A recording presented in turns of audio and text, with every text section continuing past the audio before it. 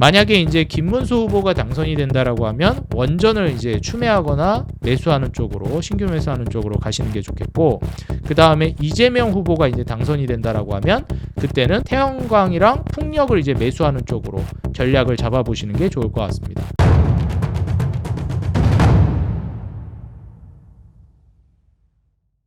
네, 반갑습니다. 주식장인 유튜브 구독자 여러분들, 주식장인입니다. 이제 대통령 선거가 하루 앞으로 다가왔습니다. 제가 이제 영상을 찍고 있는 날 기준으로 내일이면 이제 대선 투표를 진행하게 될 텐데요. 여기에 대해서도 이제 새 정부에 대한 기대감이 주식시장에서도 조금씩 이제 나오고 있다라고 생각이 듭니다.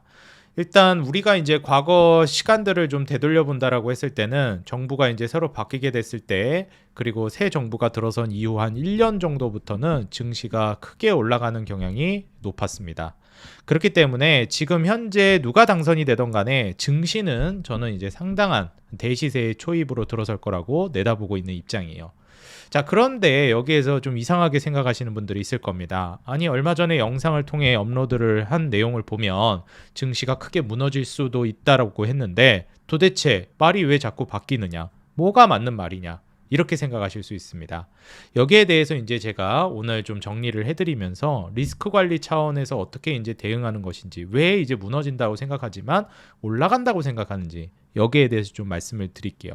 일단 첫 번째로 말씀을 드리고 싶은 건 단기적인 리스크 요인과 그 다음에 장기적으로 이제 올라갈 만한 추세를 이제 말씀을 드리겠는데, 한 연말 정도까지 이렇게 대시세로 올라가는 그 과정 안에서 한 번 정도 흔들기가 있을 거라고 봅니다. 그걸 제가 이제 염두에 둬야 된다라고 말씀드렸던 거고요. 그리고 장기적인 흐름으로는 뭐 코스피 3000이 문제가 아니라 훨씬 더 많이 올라갈 수도 저는 있다고 봅니다. 여긴 몇 가지 이유가 있는데요. 일단 첫 번째로 새 정부가 들어서게 되면 그 새 정부에 대한 기대감으로도 증시는 많이 올라가기도 하고요. 그리고 이 주식시장에 대한 인식이 너무나도 많이 바뀌었습니다. 다시 말해서 유권자들이 주식시장에 굉장히 민감하게 반응하기 시작했다라는 거예요. 그렇기 때문에 주식시장을 육성하고 그리고 끌어올리고 이러한 그 정책들이 유권자들에게 굉장히 크리티컬하게 다가갈 것이고 실제로 지지율에도 영향을 미칠 가능성이 높습니다. 그래서 지금 각 이제 그 대통령 후보들을 보게 되면은 증권 시장에 대한 육성 의지, 이러한 부분들도 좀 말이 다를 뿐이지 각자의 스타일대로 이제 내비치고 있다라고 보시면 될 것 같아요. 그래서 이러한 포인트를 좀 봤을 때는 주식시장이 한번 크게 드라이브가 걸릴 수 있겠구나, 한번 올라갈 수 있겠구나, 이러한 포인트들을 우리가 이제 예상해 볼 수 있겠고요. 반면에 보통 이제 아이러니하게도 주식시장이 크게 올라가기 전에 한번 흔들기가 나오는 경우가 많아요. 그거는 일단 뭐 기준금리 인하 직전에도 이러한 측면들이 많기 때문에 그런 것도 있는데요.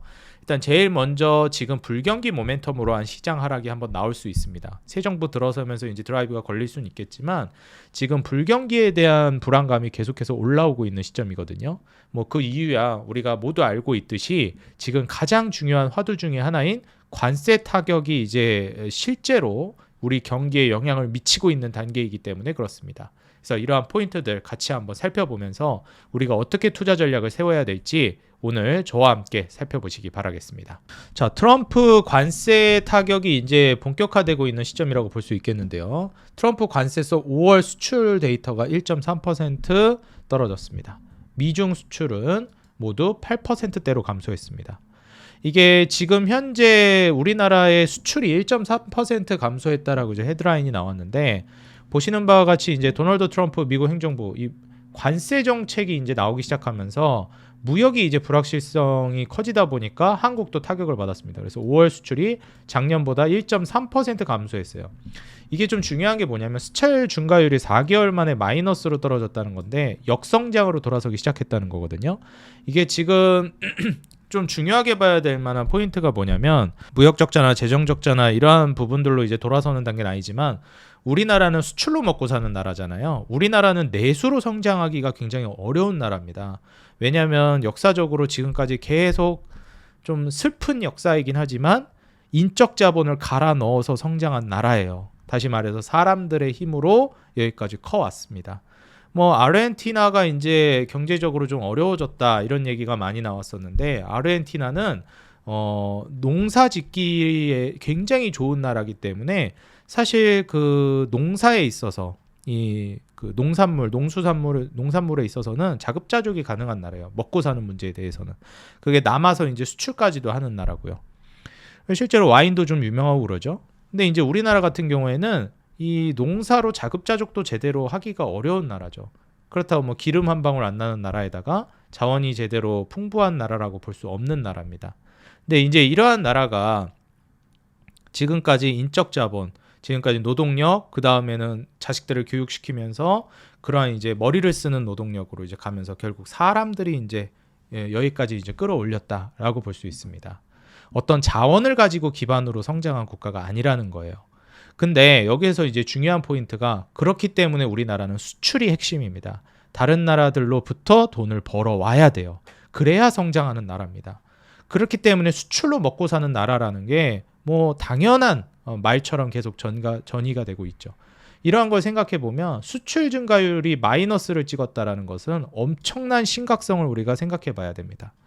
이게 단순하게 그냥 마이너스, 수출 마이너스다라고 생각하면 안 되는 게 이 이후에 이제 경제 타격이 실질적으로 이제 다가오기 시작할 거라는 거예요. 이미 우리나라가 수출을 가장 많이 하고 있는 미국과 중국이 양대 축인데 여기에서 모두 8%대 감소를 보였습니다. 이것만 하더라도 거의 지금 굉장히 힘든 측면을 보여주고 있다라고 볼 수 있겠고요. 여기에서 그나마 수출에서 선방했다라고 평가받는 게 이제 뷰티 산업이었습니다. 그래서 이제 오늘 장에서도 실리콘투라든지 APR이라든지 뭐 엔터주라든지 한알령 해제 기대감 관련된 종목이라든지 이제 수출 기반으로 문화 관련된 산업의 수혜를 받는 종목들이 그나마 이제 주가가 올라가는 모습을 보여줬어요. 이렇듯 우리나라가 이제 수출이 어려워지고 있는 측면에서 주가가 좀 휘둘릴 수도 있겠다, 흔들릴 수도 있겠다, 증시가 경기 악재발 모멘텀으로 떨어질 수도 있겠다라는 리스크를 우리가 인지하고 있어야 된다는 겁니다. 그리고 한국은행은 이미 이걸 인정하고 인지했기 때문에 기준금리 인하를 미국보다도 선제적으로 인하했습니다. 이창용 총재가 한국의 지금 경제 성장률은 매우 심각한 수준이라고 얘기하면서 기준금리 인하를 단행했죠. 저는 이 이창용 총재 굉장히 뭐 대단하다고 생각하는 분 중에 한 명인데 해야 되는 뭐 액션을 취했다고 저는 개인적으로 생각합니다. 뭐 이게 잘했다 못했다 이야기는 많겠지만 어찌 됐건 여기에 대해서 이제 우리가 우려를 해봐야 되는 것은 그로 인한 외국인 투자자들의 자금 이탈이 있고 그로 인해서 환율이 튀는 그런 불안한 상황이 연출되지 않겠느냐라는 불안감도 있기는 한데 지금 현 시점에서 놓고 보면 오늘 기준으로 외인들은 양시장 모두 매수세가 들어왔고 원달러 환율도 뭐 더 안정되진 않고 있지만 막 치솟고 급등하는 모습을 보여주고 있지는 않습니다. 물론 오늘 하루만 놓고 보면 안 되고 추이를 계속해서 지켜봐야 되겠지만 현재까지의 추이를 보아서는 그렇습니다. 그리고 최근에 이제 추이를 같이 살펴보게 되면 이 노란색 선이 이제 외국인들의 순매수 추이거든요.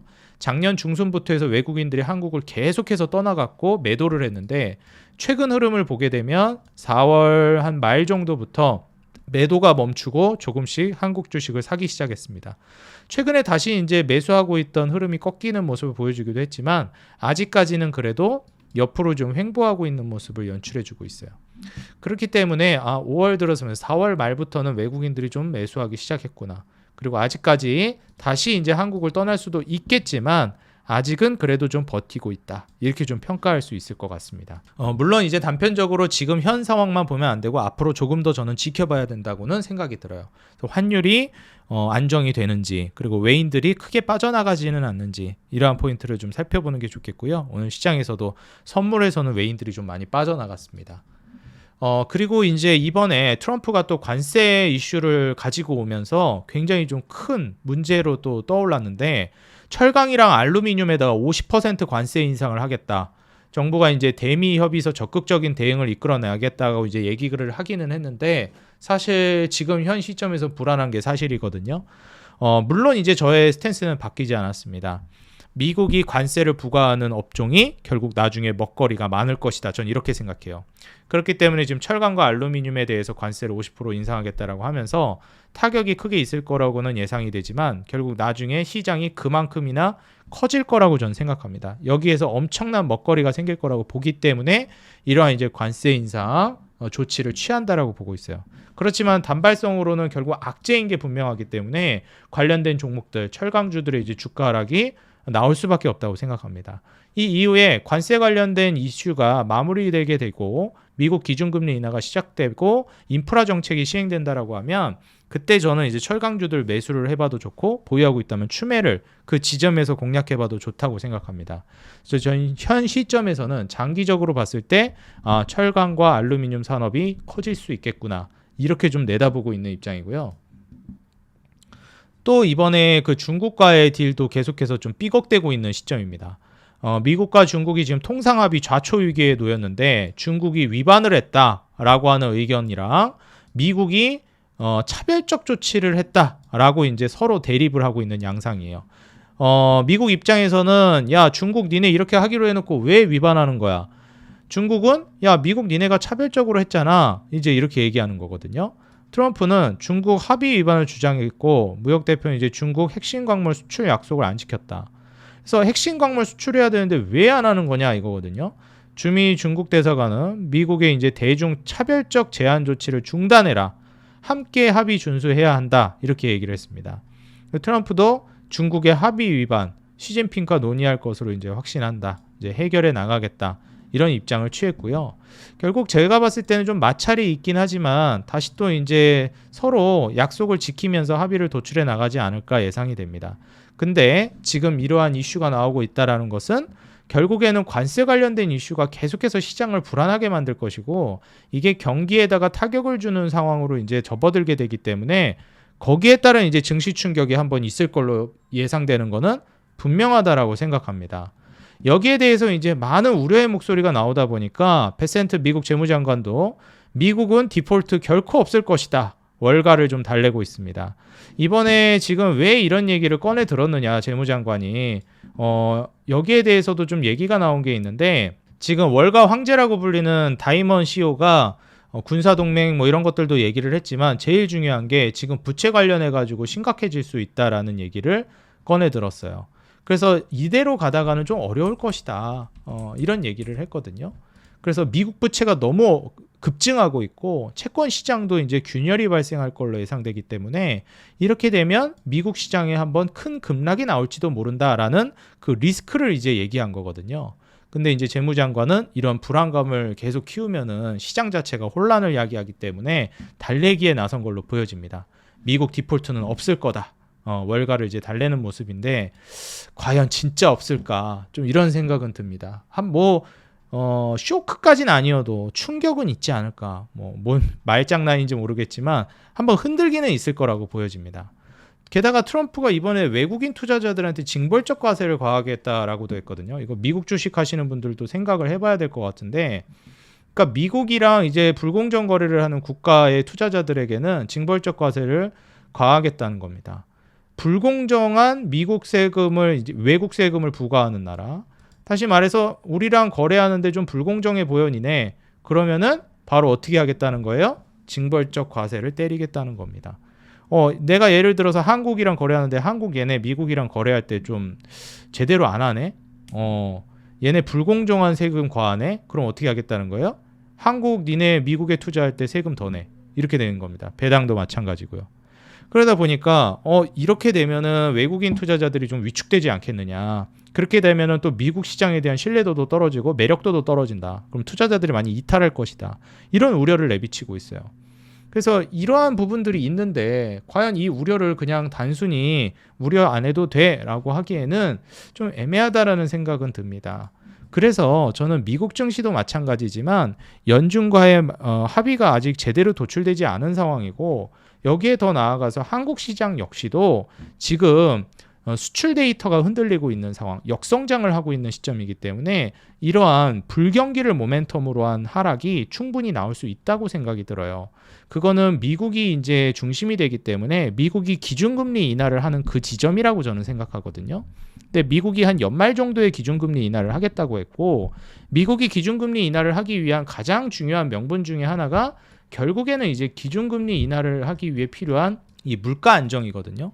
지금 현재 미국의 PCE 개인 소비 지출 물가 지수를 보시게 되면 이번에 또 발표가 있었죠. 함께 이제 보시게 되면 2.1%가 이제 나와줬는데 자 일단 물가가 2%대로 접어들었다는 거는 특히 초반이죠. 2.1%이기 때문에 굉장히 안정적인 구간으로 접어든 겁니다. 그래서 사실 지금 현재 물가 수준은 금리를 인하해도 아무 문제가 없을 정도 수준이에요. 근데 이제 문제는 뭐냐면은 지금 현재 물가는 괜찮은데 나중 물가가 우려된다는 거거든요. 그래서 인플레이션 기대 심리가 지금 무너지고 있다라는 게 저는 가장 큰 문제라고 생각이 들어요. 이게 지금 6.6%까지 올라가 버린 상황이고, 이 기대 인플레가 이렇게 급등하다 보니까 앞으로 물가 충격이 미국에 올 것이다라는 우려가 연준의 기준금리 인하를 가로막고 있다고 생각됩니다. 심지어 이제 소매 판매 같은 경우에도 미국의 경제 성장을 얘기할 때는 소비로 굴러가는 국가이기 때문에 GDP의 3분의 2, 거의 70%가 이제 소비로 이루어져 있거든요. 소매 판매 지수가 중요한데 소매 판매가 선방을 했습니다. 잠깐 같이 볼까요? 소매 판매 같은 경우에도 보시게 되면 전년 대비해 가지고 계속 성장하는 모습을 보여줘요. 근데 이건 좀 고민을 해봐야 되는 게 좀 땡겨 쓴 소비가 많습니다. 왜냐면은 앞서 말했듯이 이제 그 기대 인플레가 치솟았던 것도 관세로 인해서 물가가 튈 것 같으니까 이제 기대 인플레가 올라간 거거든요. 이게 소비도 비슷한 게 가격이 인상될 것 같으니까 미리 땡겨서 소비를 하는 겁니다. 자동차도 그렇고요. 작년 연말 소비도 그런 맥락이었죠. 그래서 이런 땡겨 쓰는 소비들이 있다 보니까 소비가 좀 올라가는 효과를 가져왔는데, 이게 또 아이러니하게도 당장 소비가 탄탄하니까 굳이 지금 기준금리 인하를 해야 돼? 불경기가 나중에 나올 수 있겠다는 건 알겠는데 지금은 불경기 아니잖아. 나름 잘 버티고 있잖아. 이런 이제 스탠스를 취할 수 있게 된다는 거예요. 자료적 근거를 제시한다는 거죠. 그래서 사실 이제 소비자 심리가 또 어떨지가 굉장히 이제 중요한데, 미국 소비자 심리 지수는 사실 그다지 좋지 않아요. 만약에 여기서 회복이 될진 모르겠지만 100이 평균이거든요. 반토막 나 있어요. 최근에 또 급락하기도 했고요. 소비 심리가 굉장히 위축됐습니다. 그러니까 사실 이게 가격이 오를까봐 땡겨 쓴 것뿐이지 돈을 쓰려고 하는 심리는 사실 굉장히 위축되어 있는 게 사실이에요. 그럼 이게 언젠가는 분명히 소매 판매로 드러나기 시작하거든요. 그게 이제 불경기로 나아가게 될 것이고, 관세발 타격도 분명히 있기는 할 겁니다. 자, 그렇다고 했을 때는 우리가 분명히 한 번 정도 타격이 있을 거라고 예상이 되는데, 물론 안 오면 좋겠어요. 저도 그 타격을 대비한 현금은 가지고 있되 뭘 하는 게 좋겠다? 어차피 지금은 기준금리 인하 사이클이고, 미국이 또 이제 연말부터는 기준금리 인하를 할 가능성도 더 높아졌고, 거기에다가 우리나라는 이미 선제적인 인하를 했을 뿐만 아니라 새 정부가 들어서죠. 새 정부가 들어서게 되면, 새 정부가 들어서고 한 1년 정도부터는 상승을 눈으로 확인할 수 있을 정도의 강세장을 연출해 줍니다. 지금 트럼프 같은 경우에는 좀 다른 양상을 띠고 있는 게, 증시를 끌어올리기 전에 그 밑작업을 하고 있는 단계라고 보여지거든요. 관세라든지 이런 것들도 성장을 당장 해도 돼요. 당장 해도 되는데 트럼프가 이런 행동들을 하는 이유는 뭐냐면, 밑바탕을 성장을 하기 전에 미국의 이득이 되게끔 밑작업을 해놔야 성장했을 때 미국이 엄청나게 잘 올라선다는 겁니다. 중국에 뒤처지지 않게. 그렇기 때문에 지금 기초다지기를 하고 있는 구간이고, 그 과정 안에서 마찰이 자꾸 생기니까 증시가 제대로 오르지를 못하고 있어요. 트럼프 이제 당선되고 나서부터 증시는 계속 떨어졌죠. 4월 초까지 거의 정점 찍고 이제 반등하고 있는데, 제가 봤을 때는 미증시 같은 경우에도 이제 좀 오를 가능성이 있다고 봅니다. 연말 이후부터는. 그리고 한국 증시도 장기적으로는 이제 새 정부 들어서면서 코스피 3,000 그 이상도 충분히 갈 수 있다고 봐요. 근데 문제는 뭐냐면, 그 중간에 그 가는 과정 안에서 항상 오르기만 하진 않잖아요. 한번 흔들기가 있을 거라는 겁니다. 미국이 기준금리 인하하는 그 지점이라든지 지금 무역 관련된 이슈들로 수출 관련된 데이터들을 기반으로 한 불경기 모멘텀이 한 번 정도 시장을 흔들리게 할 거라는 거예요. 그래서 이거를 이제 이 맥락을 알고 해석을 하셔야지, 아니 시장 떨어진다고 했는데 이거 맞는 거냐, 오른다는데, 좀 오른다고 생각해요. 그 중간에 흔들기를 대비하자는 겁니다. 이해가 되시죠? 그래서 기본적인 기조는 증시가 코스피 3,000 이상을 충분히 갈 수 있다는 전제를 깔고 가시는 게 더 유리합니다. 그리고 그게 저는 맞다고 봐요. 근데 그 과정 안에서 이제 흔들기가 있을 수 있다라는 거 정도를 생각하면서 가는 게 좋겠다고 저는 말씀드리고 싶고요. 제가 어제 특강에서도 이제 이야기했던 부분인데, 지금 대선 후보들 중에서 누가 대통령이 될 것인가에 대해서도 논의가 굉장히 많이 이루어지고 있어요. 근데 나는 이제 투자를 한다라고 하면 누가 대통령이 돼도 수혜를 받는 업종을 먼저 보는 게 저는 중요하다고 생각합니다. 대통령 후보들 같은 경우에 특히 정치인이라 하면 대통령도 마찬가지고요. 자신의 뭐 도지사 성과 가지고도 지금 기호 1번과 기호 2번이 격돌하고 있죠. 이러한 그 도지사 시절의 성과로서 내세우고 있는 것들을 보면요. AI를 개발했다, 아니면은 로봇을 개발했다, 이런 걸 내세우나요? 아니에요. 그런 것들은 기업들이 하는 거지 정치인들이 하는 게 아닙니다. 정치인들은 그런 걸 지원해주는 정도죠.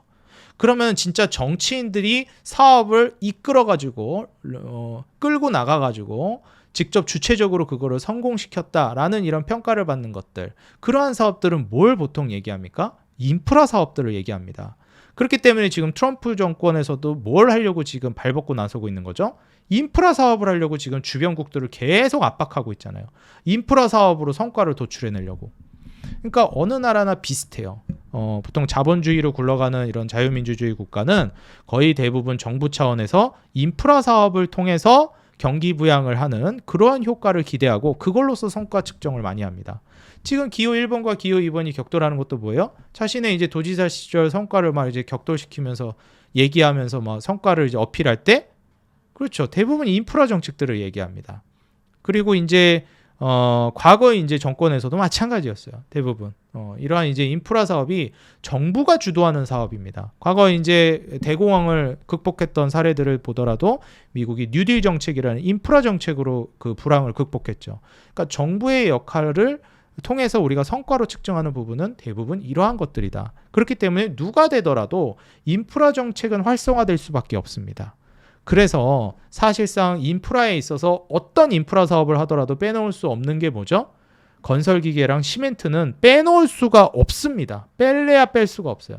뭐 철강도 마찬가지긴 한데 건설기계, 시멘트는 뺄래야 뺄 수 없는 인프라의 필수 요소입니다. 그렇기 때문에 건설기계랑 시멘트는 지금부터 좀 눈여겨보시는 걸 저는 권장드리고요. 그리고 당선이 확정되고 난 이후에는 조금 에너지 정책에 있어서 갈릴 것 같은데, 만약에 이제 김문수 후보가 당선이 된다라고 하면 원전을 이제 추매하거나 매수하는 쪽으로, 신규 매수하는 쪽으로 가시는 게 좋겠고, 그 다음에 이재명 후보가 이제 당선이 된다라고 하면 그때는 태양광이랑 풍력을 이제 매수하는 쪽으로 전략을 잡아보시는 게 좋을 것 같습니다. 여기에 대해서 이제 원전은 수출 중심인데 그게 뭐 타격이 있겠느냐, 이런 의견들도 있더라고요.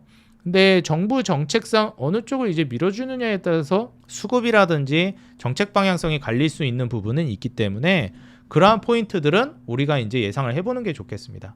그래서 이재명 후보가 됐을 때, 그 다음에 김문수 후보가 됐을 때 확연하게 더 갈만한 것들은 우리가 유추해 볼 수 있잖아요. 토론을 통해서도 충분히 유추해 볼 수 있는 내용이었고, 어디에 더 이제 무게중심을 두고 있느냐를 우리가 봐야죠. 물론 그렇다고 해서 무조건 안 간다 이건 아니지만, 그래서 뭐 현대에너지솔루션이라든지 이재명 후보가 대통령이 된다라고 하면 현대에너지솔루션이라든지 하나솔루션이라든지 아니면 뭐 CS윈드, CS베어링, 뭐 이러한 종목들, 뭐 CI홀딩스나 SK오션플랜트 이런 종목들도 이제 주가가 상당히 이제 강세를 띌 가능성이 높다고 봅니다. 대명에너지, 이런 ESS나 태양광, 풍력 사업을 하는 이러한 이제 기업들이 두각을 드러낼 거라고 보고요. 그 다음에 김문수 후보가 된다라고 하면 최근에 오르긴 했지만 드라이브가 더 강력하게 걸릴 거라고 보고 있습니다. 바로 원전 쪽에서 이제 한국전력이나 두산에너빌리티나 이제 BHI, 뭐 GNC 에너지, 한전 KPS 이런 산업들이 되겠죠. 이런 쪽이 훨씬 더 강력하게 이제 드라이브가 걸릴 걸로 예상이 되고 있습니다.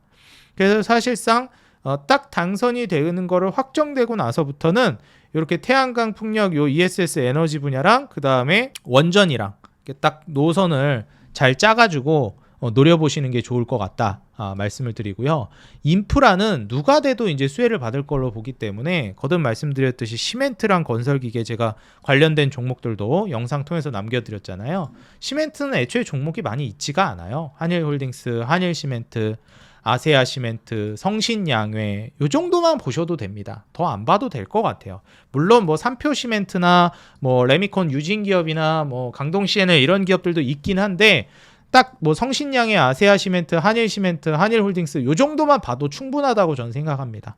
애초에 시멘트 기업이 많이 없기도 하고 수급이 확 쏠릴 만한 종목들이 또 이쪽이라 한번 이런 쪽을 눈여겨보시면 좋을 것 같고, 건설기계는 이제 종전을 유도해 낸다라고 했을 때는 인프라 사업이 이제 확대될 게 자명하니까 거기에 대해서 SY스틸텍이라든지 그 다음에 전진건설로봇, 뭐 두산바켓이나 현대건설기계, DY파워, 뭐 진성TEC 이러한 종목들 위주로 저는 좀 강세를 띨 가능성이 높다라고 보여집니다. 특히나 이번에 알래스카 프로젝트 성과에 대해서 어떻게 나올지를 또 봐야 될 것 같은데, 알래스카 프로젝트가 과연 세론이 될지 지속적인 이제 사업 논의로 이루어질지는 좀 더 두고 봐야 될 것 같습니다. 근데 저의 개인적인 생각으로는 알래스카 프로젝트는 딜이 성사될 가능성이 꽤 높다고 봐요.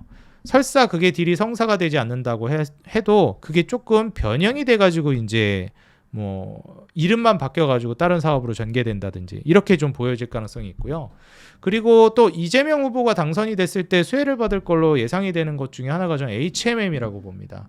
일단 HMM은 실제로 대선 토론 때도 직접적으로 회사명을 언급하기도 했었는데 한번 좀 드라이브를 많이 걸 걸로 기대도 되고, 애초에 제가 HMM을 이야기할 때도 언급을 했던 건데, HMM은 굳이 그게 아니다 하더라도 제가 봤을 때 호경기로 넘어가게 되면 수혜를 받을 종목이에요. 이거랑 같이 얘기했던 게 대한항공이죠.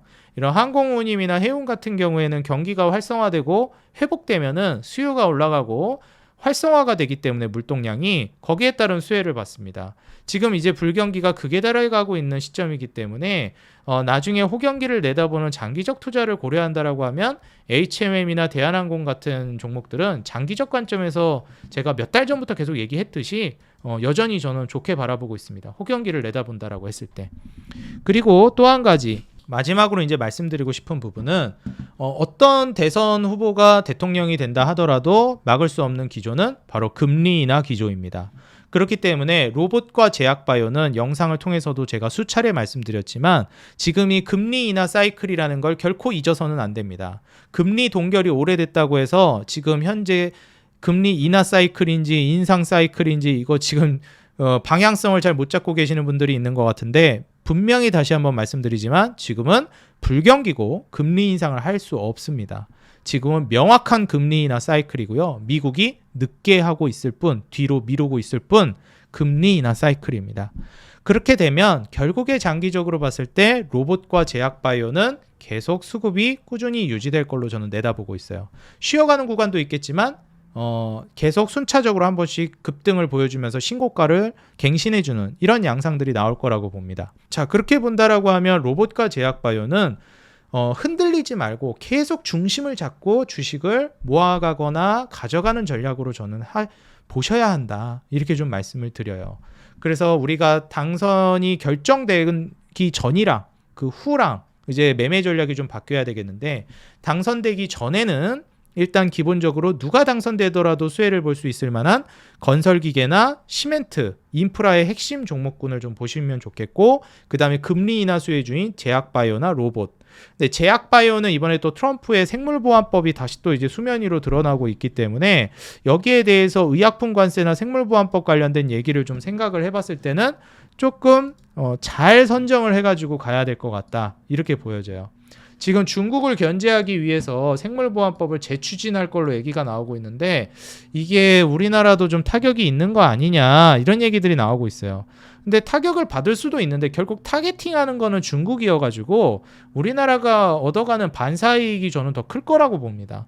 그래서 생물보안법의 가장 대표적인 게 또 CDMO 쪽이기 때문에 여기에 해당하는 뭐 삼성바이오로직스라든지 각종 이제 CDMO 관련된 기업들이 또 반사이익을 볼 가능성도 있을 수 있겠다, 좀 생각을 해보시면 좋을 것 같고요.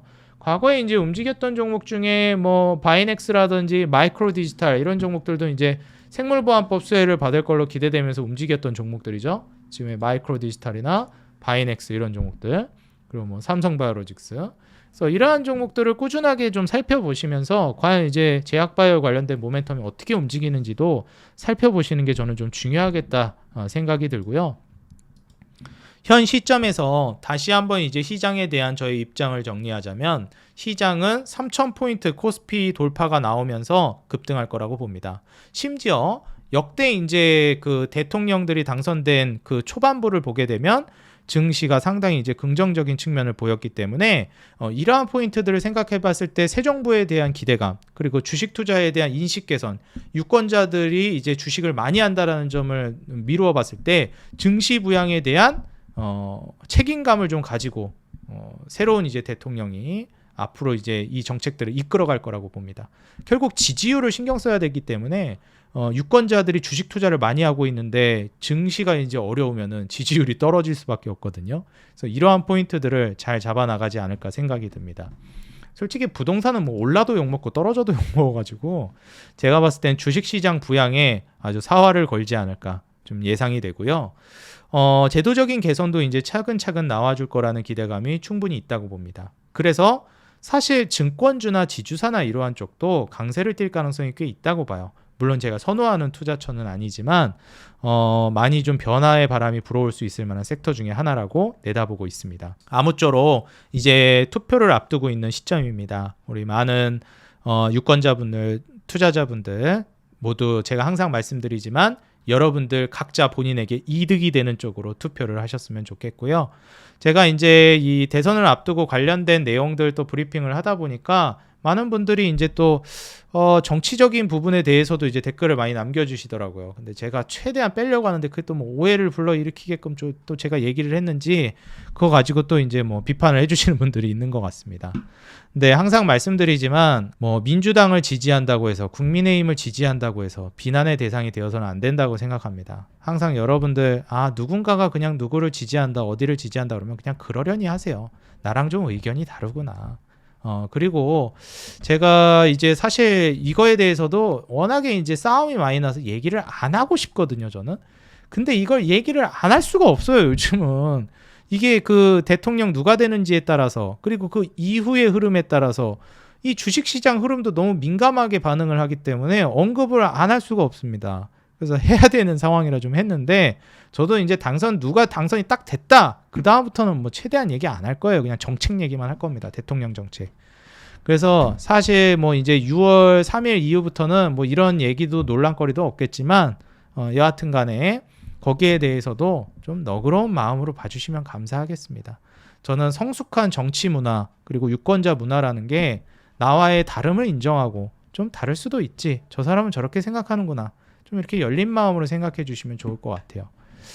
오늘 영상은 여기서 마무리하도록 하겠고요. 다음 영상을 통해서도 그렇고 앞으로 좀 관련된 내용은 최대한 해야 되면은 어쩔 수 없이 하는데 안 하는 쪽으로 좀 최대한 노력을 해보겠습니다. 오늘 영상도 도움이 되셨기를 바라면서 향후 여러분들의 투자 전략 지금 현재 대통령이 확정되지 않은 시점에서 어떻게 투자 전략을 하는 게 우리에게 유리할지 돈이 될지 여부에 대해서 여러분들과 공유를 한번 해봤습니다.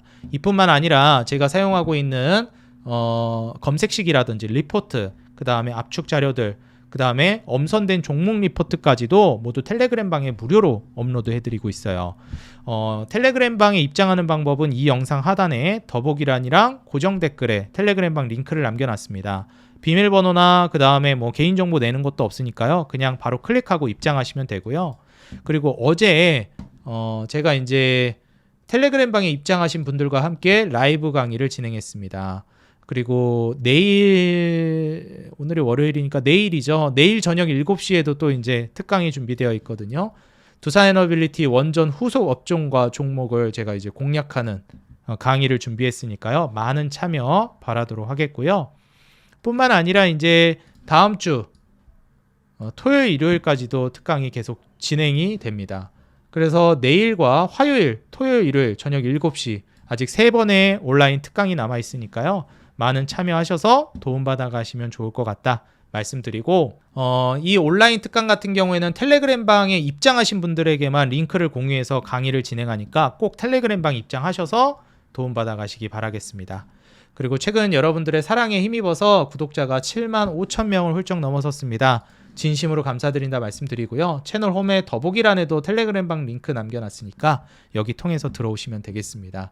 아직 구독을 눌러주지 않으셨거나 이 채널을 처음 방문하신 분들은 구독과 좋아요, 알람 버튼 눌러주시면 더 돈 되는 정보, 도움되는 주식으로 보답하도록 하겠습니다. 그리고 여러분들 짧게나마 응원 댓글 달아주시는 거 너무 큰 힘이 되고 있습니다. 조금만 시간 내셔서 짧게나마 달아주시면 감사하겠고요.